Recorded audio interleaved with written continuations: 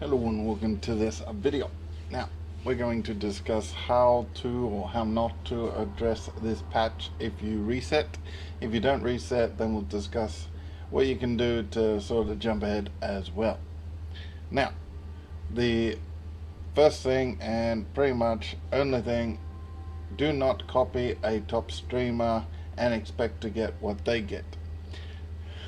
We'll skip the many various reasons, but you will, unless you are very, very, very lucky, you more than likely won't do the same damage, won't get the same drops, won't get the same luck in uniques, you won't get the same sort of damage reduction sort of thing.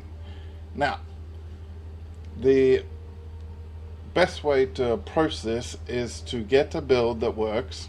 Now, if you see a streamer and they are destroying the content, then that build has probably got some bugs and it's going to be nerfed in a couple of days. If you are quick and you can level through, you can jump on that build and use the bugged build to actually go through the campaign quicker and then get to endgame. Then you'll probably have to respect depending on how they fix the bug. An example of this is in EA launch.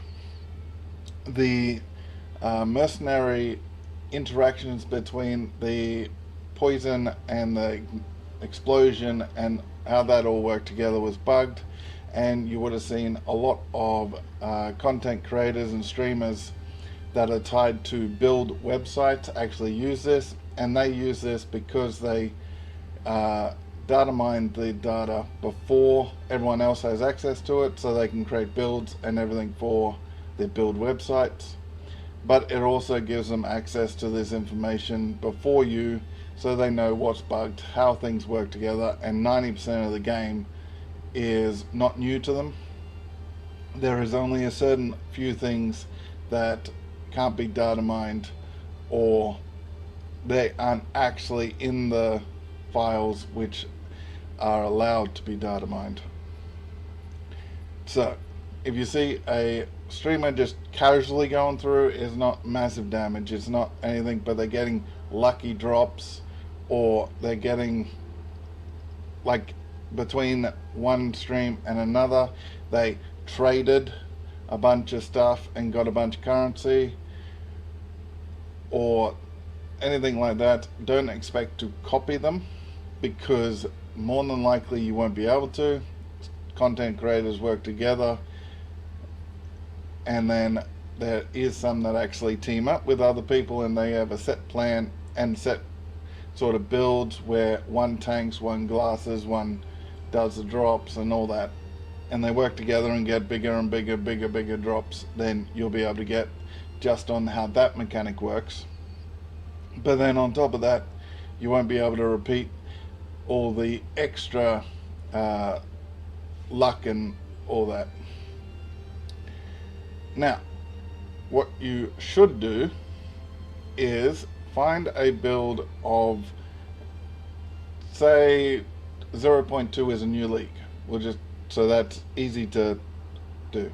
So the current league before the new league, you find a build, probably 3 builds, since we don't actually have the overall numbers yet, but find 3 builds with 3 different classes that are strong enough to get through the campaign, and either farm some early currency or get you into wherever endgame you want to be, and then respect or whatever, or you then farm some currency and do another character and use that currency to build up. I say pick 3, because doesn't matter how things work together, even if the data mine stuff, sometimes the data mine stuff's come out, and then the actual way the skills work together versus in-game and how it should actually play, you can't actually use that mechanic until later.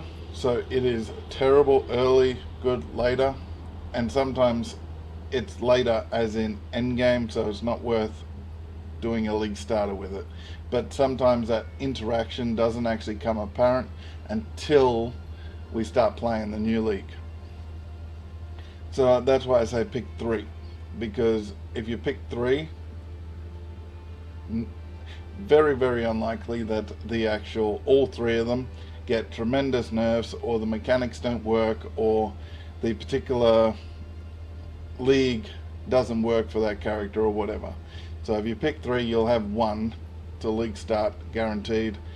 Even if you league start with 1, find it doesn't work as well as you thought, and then swap to another one. Since the campaign is so long, and it's only going to get longer probably once they actually finish the 4, 5, 6 acts, you do need a character that can actually get you through campaign with relative ease, or low stress would probably be the best way to describe it, because ease is relative, low stress is pretty explainable as far as being able to get through acts, drops, not being able to just get one shot at all that. Now, say you have got through and you feel squishy. This is, if you play Diablo 2, you'll pretty much feel the same. You get to a certain point, you feel a little underleveled, you go back to a big area. In this game, you want to take on rares. Any area which you have run into and you've got a high number of creatures, and then you end up with a few rares through that, that's where you want to actually farm to get your levels up, because you'll get drops off the rares. There's no point looking for drops off anyone else. And then the overall trash will get you your level. So this is a sort of mandatory thing depending on how underleveled you are or how weak you feel, because you might be in the level but a little weak because you haven't got those passive points that actually give you that damage or that survivability. So go back, farm an area, maybe get some gold through picking up the drops and selling it so you can respect or gamble something later. And maybe you drop a decent currency item or something. And if you want to trade in the thing, then you have currency to trade. But if you're overpowered, I would not suggest rushing ahead. Just go at the same pace that you are getting overpowered with. If you've got a relatively strong but not necessarily just annihilating build, more than likely you'll be a couple of levels over the area level. But that doesn't mean you should just rush ahead, because the spike between acts is quite high. You actually want to go into the next act if you want that ease curve to keep coming, is actually go into the next act a few levels higher than the area level. Say 3, 4 by the time you enter that next act, above the area level of the boss, if you want that ease. Because that first area might actually hit you like a freight truck and you'll be, oh, I just destroyed the boss, now I'm getting destroyed myself. It's purely because of the curve. Resistance is a big deal, and it's a bit bigger deal in this because we have less options than PoE 1, because we don't have the bench crafting to actually just smack on some resistances once we unlock them. And then the particular drops have been nerfed versus PoE 1. And don't listen to people saying that yes, we have less drops but they're more meaningful. They're not. If they were more meaningful, then we wouldn't need so many loot filters, and loot filters for campaign, loot filters for endgame, because they're not more meaningful, they're just things, and 9 times out of 10 they're not useful. Early game, virtually everything's useful, obviously, but that's not saying the drops are useful, it's just saying you're naked and you need to put clothes on. So the drops that you get, if they are valuable to you, put them on. if you wish. I don't recommend this because more than likely you can buy a decent pair once you reach Act 3 with a couple of exalts. Pair of boots, body armor, helmet, weapon, whatever it is. Keep your exalts, upgrade through trade. If you're playing SSF, smack them with an exalt. If they're a good magic, and then you hit them with the regal, and then they're a good rare, not just they're alright, a good rare, smack them with an exalt. If they then are, oh my goodness, this is good, you can smack them again. If it's a stun, recovery or whatever, then obviously don't smack them again, just wait for an upgrade pair further down the line. Now this, you can't level up and become strong by getting gems and everything, because you need to be X level and then reach a certain level for that skill gem to drop. So your first character through, you are required to actually progress the game regardless of level. So there is no benefit, but there's also no penalty necessarily for staying in an area, building up your power, and then moving on. The penalty comes when you can't actually increase your power until you get that next skill gem, but maybe you get the passive points that enhance your actual current survivability or power by staying in that area. So it's purely a play style. And which you prefer? Do you prefer to get that? Do you need that skill that's further on to actually make your build? Then you do have to progress to increase your power more. If you don't need that and you actually need like end campaign skill gem next, then staying, empowering your character with the gems you got would be beneficial.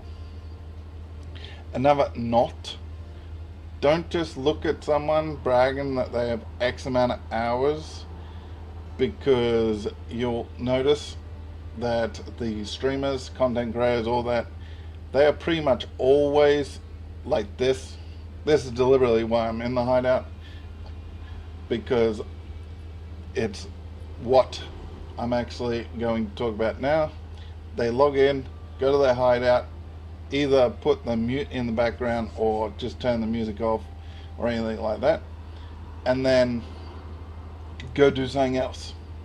They go look at web pages, look at unique descriptions, all that on other pages, maybe play some low graphic game type thing, leaving this in the background. And some people, well, a lot of people actually, like tens of thousands of people across the world, not just where you are, they actually log in, go to work, come back, play, log off. So they're actually loading the game and everything for say 7 to 9 hours pretty much every day, and then they're playing say on the weekend or whenever they got time off at a same amount of rate. So they're constantly building up the hours. So don't just take it that, oh, they have X amount of hours, they're an expert. No, it happens in every game. First person shooters, people just sit in the loading, because I'll actually go back to the character screen and then go back to the loading screen. You can sit here all day, every day, and still get hours within Steam to go, oh look, I'm a 50 billion hour player, I know what I'm talking about. And then you can tell that all they're doing is either regurgitating what they've heard or just what they've read off the wiki, or POEDB 2 in this case. And there is big build creators that you can tell all they do is just type stuff into POB. They copy over builds from other things, manipulate a bit, do this, do that, but they don't actually play the characters and rarely even play the game in a sense that they like claim. Now, this is fine for people that understand builds and stuff and they just like building builds.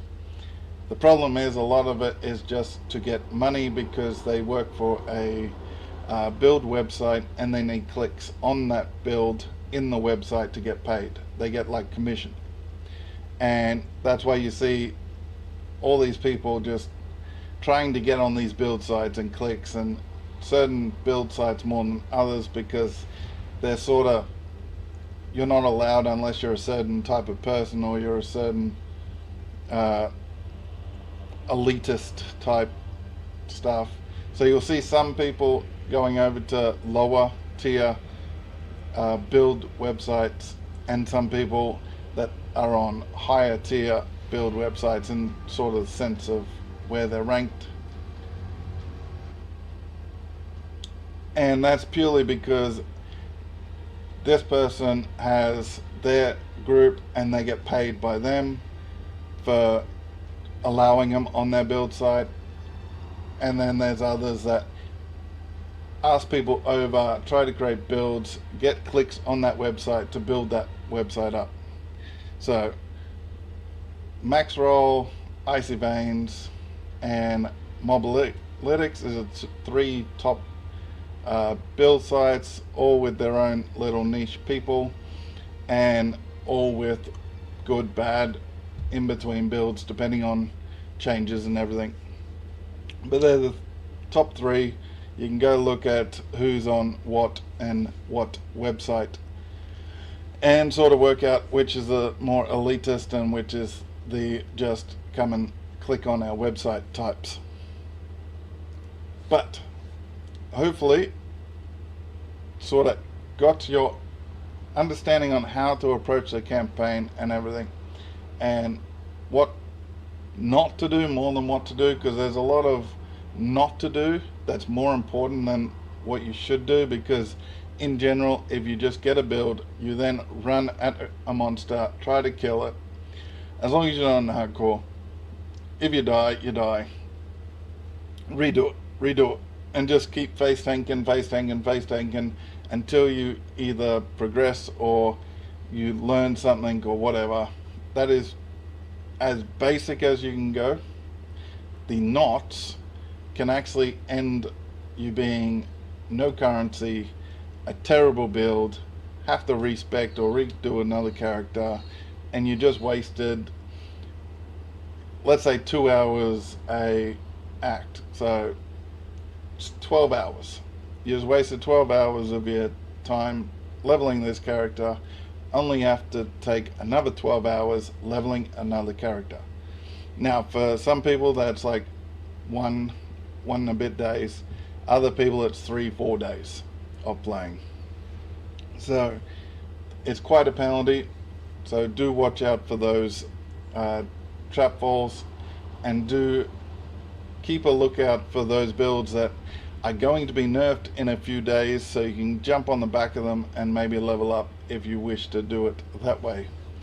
But catch you next time, and hopefully you enjoy the dawn of the hunt. Goodbye.